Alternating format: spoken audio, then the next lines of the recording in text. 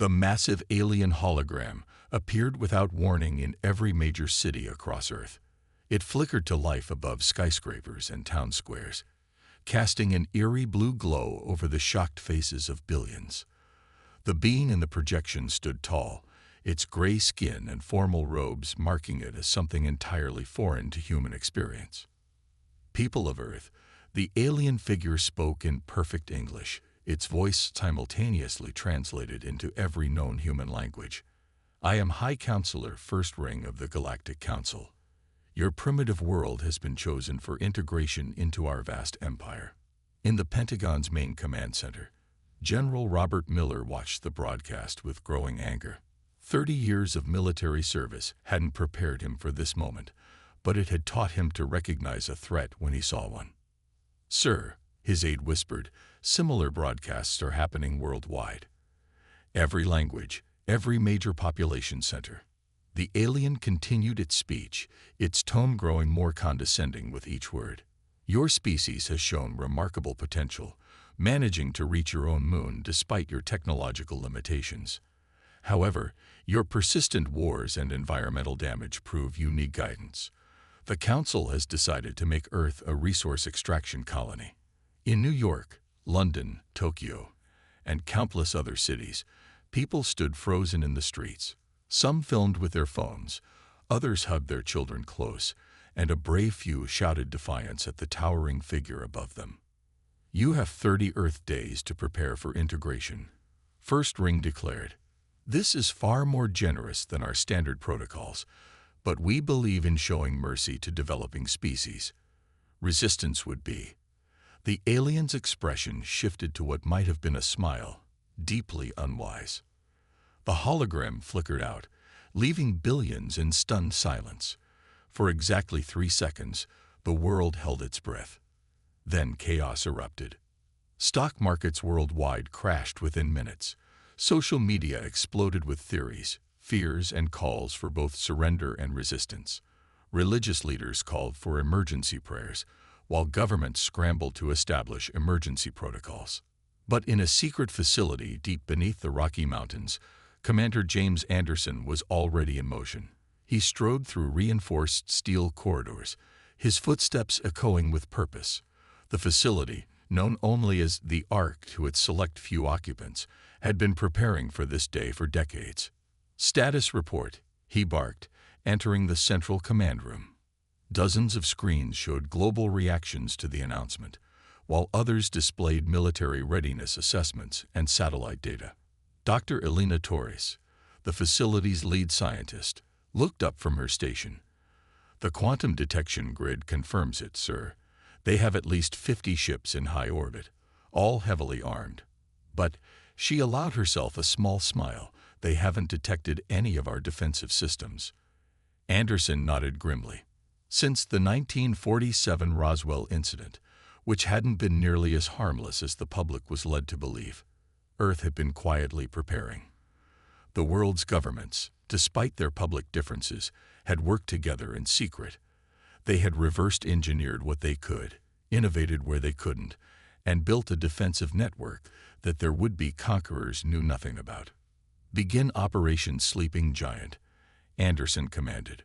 Around the world, other secret facilities received the same order. Hidden bunkers powered up, orbital weapons platforms initialized, and decades of preparation finally shifted into action. In orbit, the alien fleet maintained its position, their crews confident in their overwhelming technological superiority. They had conquered hundreds of worlds this way. A show of force, a generous deadline, then quick subjugation of any foolish resistance. But they had made a crucial mistake. They had judged humanity by its public face, its visible technology, its apparent divisions. They hadn't considered that perhaps, just perhaps, humans had learned to keep their best cards hidden. As the first day of Earth's grace period drew to a close, Commander Anderson stood at his command center window, looking up at the stars. "They think they're giving us time to accept defeat," he murmured. "Instead, they've given us time to prepare our response." He turned to his staff, his expression hard. "Let's show them exactly how primitive we aren't." The countdown to humanity's retaliation had begun. 3 days after the alien ultimatum, the world's panic began to shift into something else. Determination. In public, governments called for calm and spoke of peaceful solutions. But deep underground, humanity's real response was taking shape. Commander Anderson stood before the gathered military leaders in the Orcs' main briefing room. Representatives from 20 nations sat around the circular table, their faces illuminated by the soft blue glow of holographic displays. For 75 years, Anderson began, "We've been preparing in secret. Today, I'll show you exactly what humanity has up its sleeve." He pressed a button, and the room's center filled with a detailed hologram of Earth and its orbital space. "Project Zeus," he said, pointing to a network of satellites invisible to conventional detection. 300 quantum-linked weapon platforms. They can bypass alien shields because they don't use normal space to deliver their payload. General Miller from the Pentagon leaned forward. "How do we know their shields are vulnerable to this?" Dr. Torres stepped up, her lab coat contrasting with the military uniforms around her. "Because we reverse-engineered it from their own crashed scout ships. They never realized we recovered the pieces." She smiled. "They're not as careful as they think they are." The display shifted to show underground bases scattered across every continent. "The Lazarus Network," Anderson continued. 30 fully equipped bases, each housing enough firepower to defend a continent. But our real advantage isn't just weapons, it's how we think. He brought up footage from test sites in the desert. Their technology relies on predictable physics. Ours, he played a video of a small drone disappearing from one location and instantly appearing at another. Ours breaks their rules. The room erupted in murmurs. Russia's General Petrov spoke up. "You're telling me we have teleportation." "Limited range," Dr. Torres explained. "But yes, we took their basic principles of space manipulation and went in a completely different direction. They use massive ships for brute force.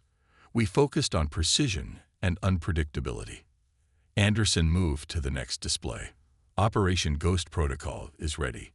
While they watch our obvious military bases and missile silos, our real forces are hidden in plain sight. Cargo ships carrying quantum weapons, passenger planes retrofitted with shield technology. Even some of our satellites aren't what they appear to be." The Indian representative raised her hand. "What about civilian casualties? Their ships are directly above our cities. That's where this comes in." Anderson revealed his final secret. The hologram showed a massive underground chamber. The Sanctuary Network. Enough underground shelters to protect 30% of the global population, with more being finished every day. Hidden under schools, hospitals, shopping centers, places they won't expect. Dr. Torres took over the presentation, showing detailed scans of the alien fleet. "Their overconfidence is our advantage. They're not even running active scans of our planet. They assume we can't hurt them, so their defensive systems are minimal. Like leaving your car unlocked because you're in a safe neighborhood." The Chinese general spoke next. "And our regular armies? Navy?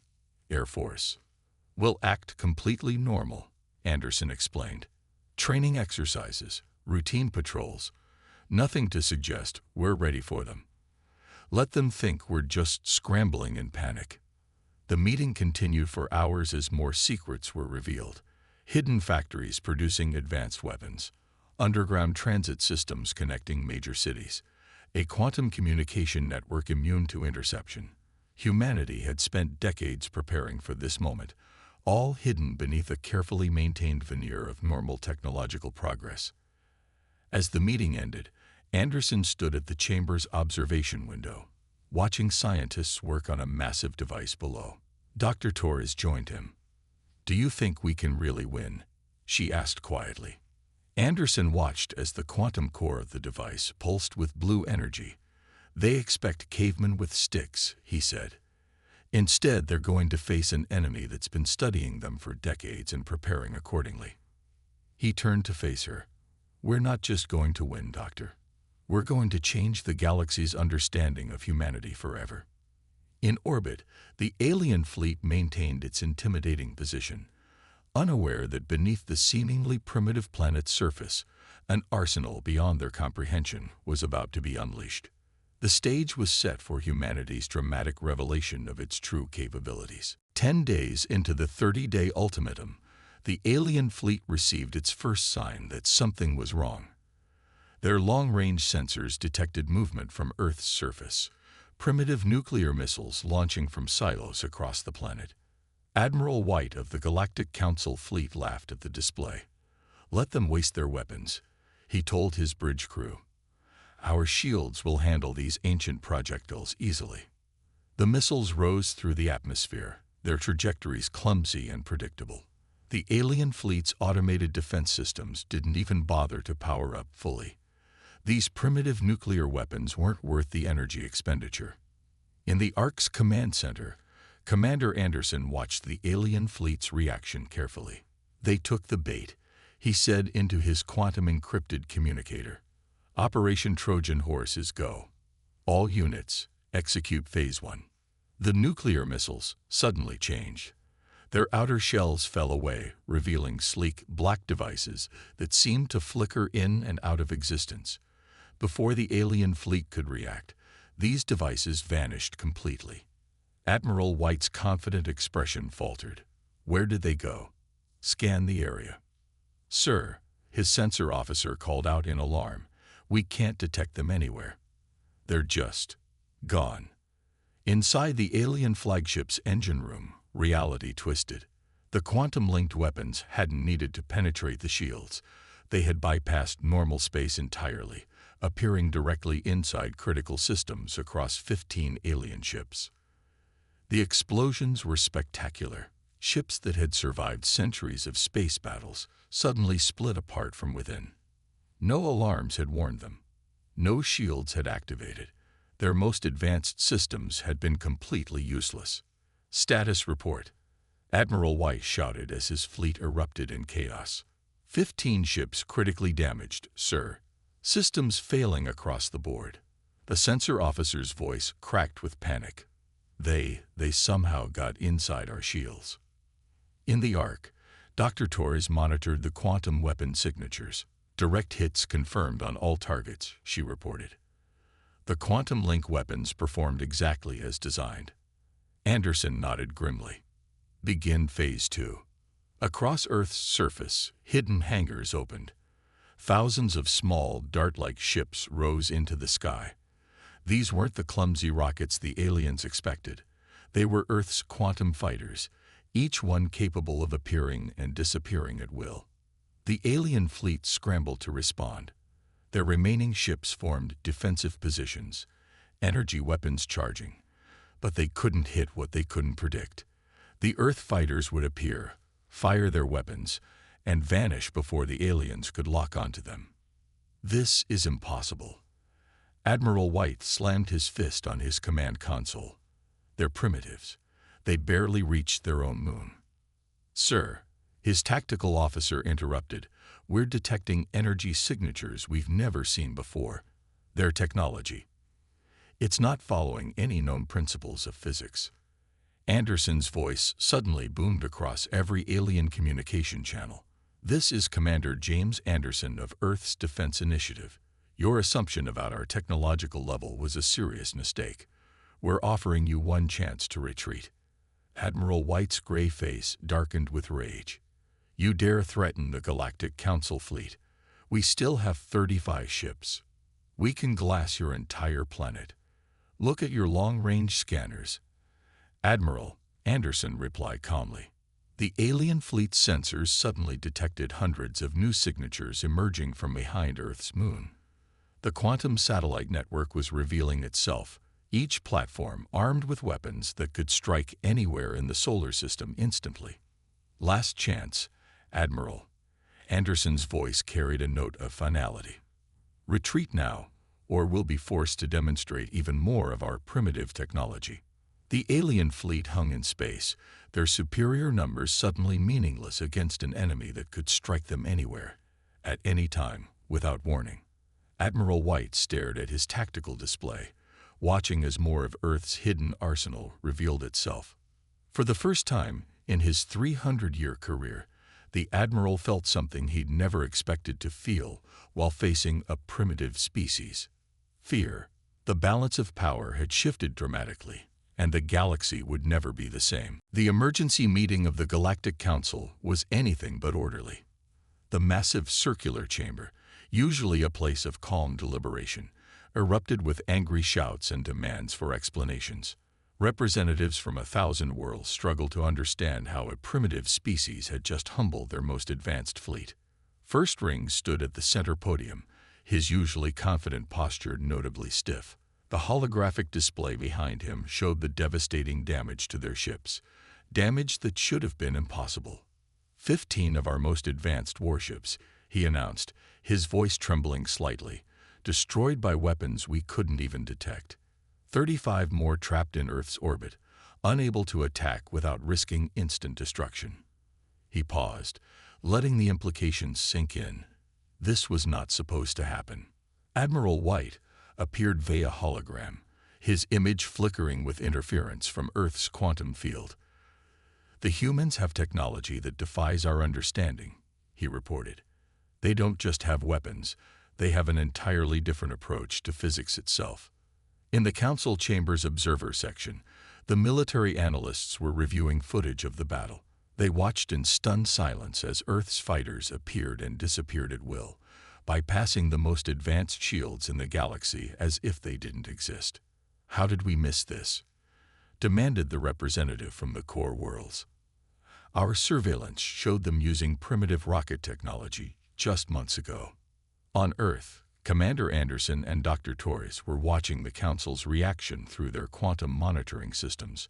The aliens hadn't even realized their supposedly secure communications were completely transparent to Earth's technology. "They still don't understand," Torres said, smiling slightly. "They're looking for massive power signatures, huge facilities.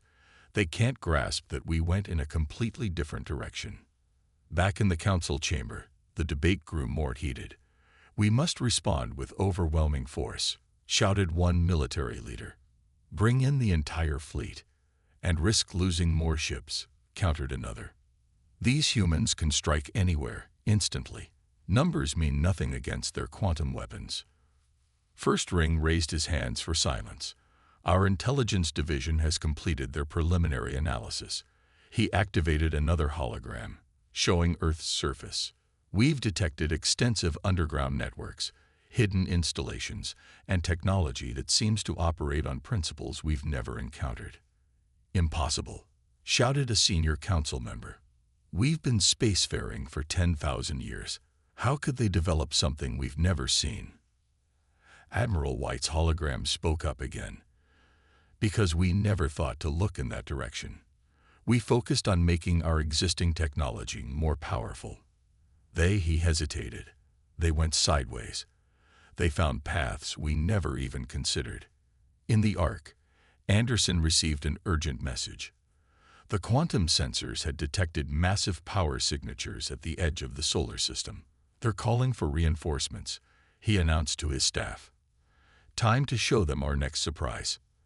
Dr. Torres nodded and activated their long-range quantum network. Across the solar system, hidden sensors and weapons platforms revealed themselves. Earth's defensive network wasn't just around the planet. It extended to the very edges of their solar system. The Council watched in growing alarm as their scans revealed the true extent of Earth's preparations. What they had dismissed as a primitive world had turned out to be an expertly laid trap, waiting for anyone foolish enough to threaten it. "We have two choices," First Ring finally said to the silent chamber. "We can escalate this conflict and face technology we don't understand, or we can attempt to communicate with humanity as equals." The chamber erupted again in heated debate. But for the first time in the Galactic Council's long history, they faced a terrifying reality.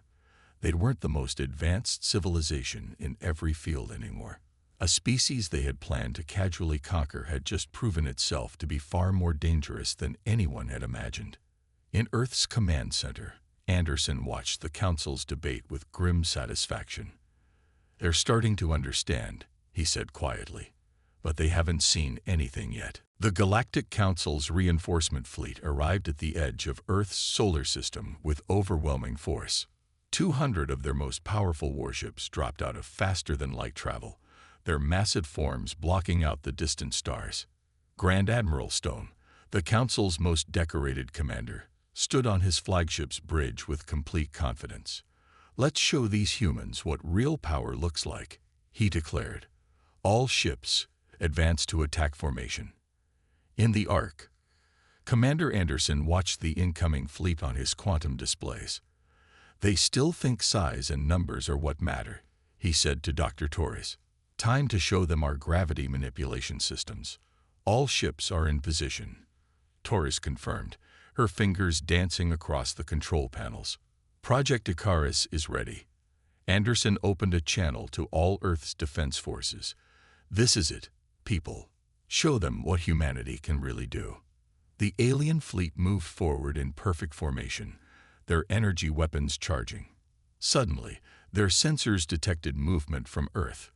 What emerged from the atmosphere made even Grand Admiral Stone take a step back in shock. Earth's ships were small, barely the size of their scout vessels, but they moved in ways that defied the laws of physics, or at least, the laws as the Council understood them.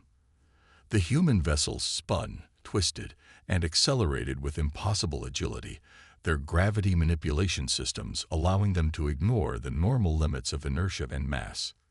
"Impossible," Stone whispered as he watched a human ship perform a perfect 90-degree turn at full speed, something that should have crushed any crew with the G-forces involved. Dr. Torres's voice came over all Council communication channels. "We figured out gravity manipulation 30 years ago, Admiral. We just took it in a different direction than you did. Instead of building bigger ships, we focused on perfect control." The battle that followed was unlike anything the galaxy had ever seen. The Council's massive warships fired their weapons, but the human vessels simply weren't where they aimed. Earth's ships danced through space like quantum particles, their movements unpredictable and impossible to track. "Status report," Stone demanded as another volley of shots missed completely. "Sir, we can't hit them," his tactical officer replied in frustration. "Their movements don't follow any known patterns. It's like they're ignoring physics itself." Anderson's voice joined the channel. "Not ignoring physics, Admiral, just understanding it better. Your civilization spent 10,000 years making the same technologies bigger and more powerful. We spent 75 years thinking sideways." To demonstrate his point, a squadron of Earth's ships suddenly performed their most dramatic maneuver yet. They created a gravitational lens, bending not just their own gravity but the space around them. The Council's energy weapons fired directly at them, and the shots curved around, missing completely. In the Council chamber, watching through real-time quantum feeds, the assembled representatives sat in stunned silence. They watched as their most powerful fleet was rendered completely ineffective by ships a fraction of their size. "How?" First Ring asked quietly. "How did they advance so far without us noticing?" A human ship appeared directly in front of Stone's flagship, so close he could see individual details through his bridge viewport. It hung there, demonstrating complete mastery over its position in space, not drifting even a millimeter. "Because you weren't looking," Anderson replied to both Stone and the Council. "You saw our rockets and assumed that was all we had. You never wondered why a species smart enough to split the atom would stick to such simple technology." The human ship then performed one final demonstration. It created a gravitational field so precise that it lifted a single cup of coffee off Stone's bridge desk, turned it upside down, and didn't spill a single drop. "That's the difference between our approaches," Anderson explained. "You focus on power. We focused on control. Now shall we discuss terms as equals, or would you like another demonstration?" In that moment, the galaxy's balance of power shifted permanently.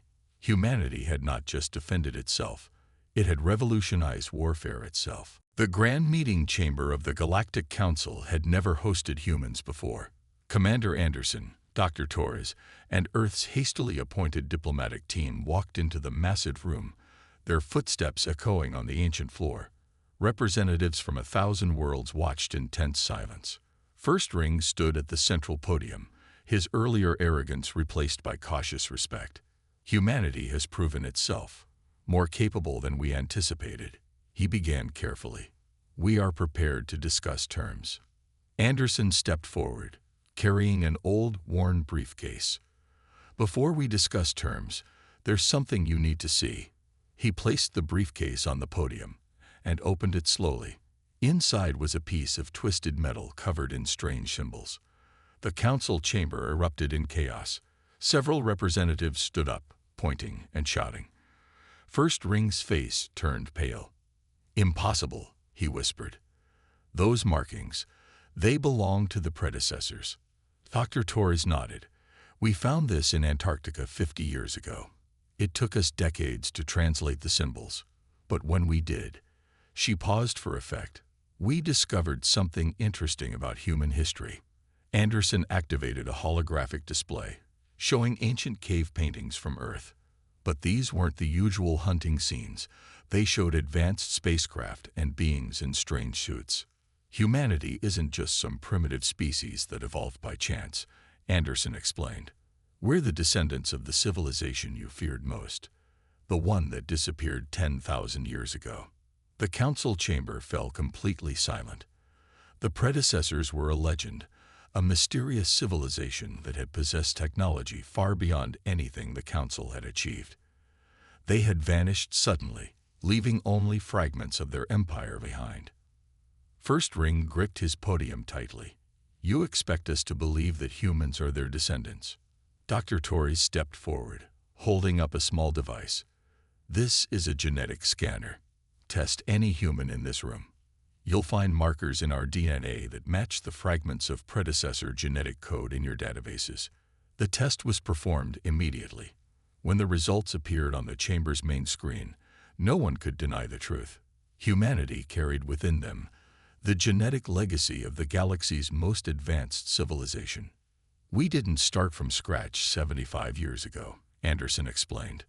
"We had help from our own ancient past. The predecessors didn't vanish. They came to Earth, integrated with the primitive humans they found there, and chose to start over." In the observation gallery, Admiral Stone watched with growing understanding. "That's why their technology is so different," he said quietly. "They're not just copying our approach, they're rebuilding something far more advanced." Anderson continued. "When we recovered that first artifact, we realized we needed to keep our true capabilities hidden. We knew the galaxy would come calling eventually, so we played primitive, letting everyone see exactly what they expected to see." First Ring looked at the human delegation with new eyes. "And all this time, you were preparing." "We were remembering," Dr. Torres corrected.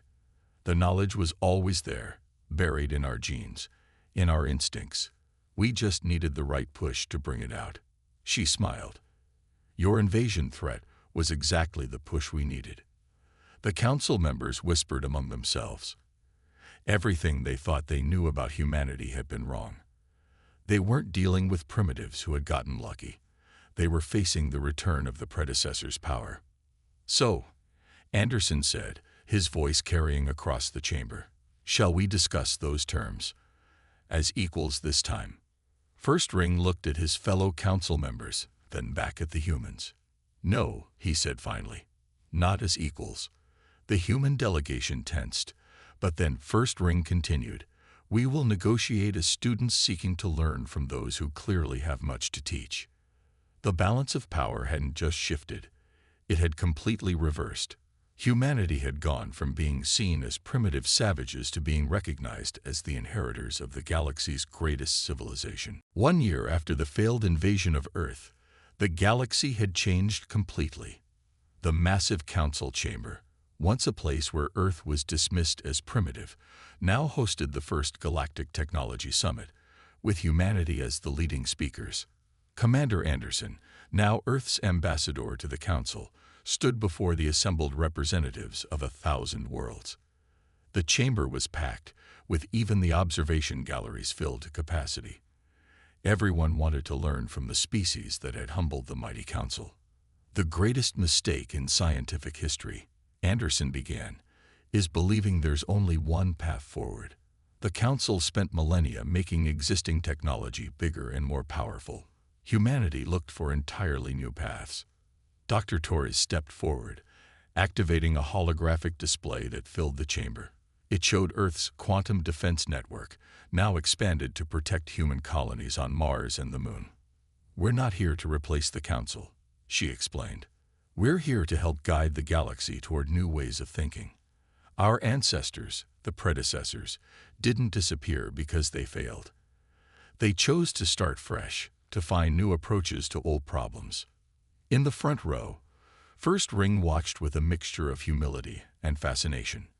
The past year had seen unprecedented changes. Earth had helped modernize the Council's fleet with quantum technology. Human scientists were working with alien engineers to develop new hybrid technologies that combined the best of both approaches.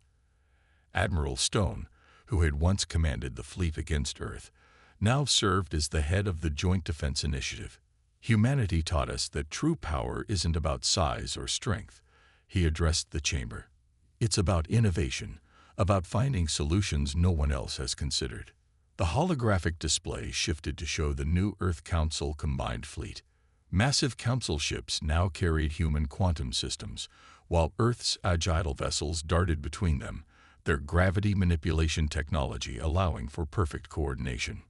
"But perhaps our greatest gift to the galaxy," Anderson continued, "isn't our technology at all. It's our perspective." He gestured to the assembled representatives. "We've helped the Council see that diversity, in thought, in approach, in culture, isn't a weakness. It's the greatest strength any civilization can have."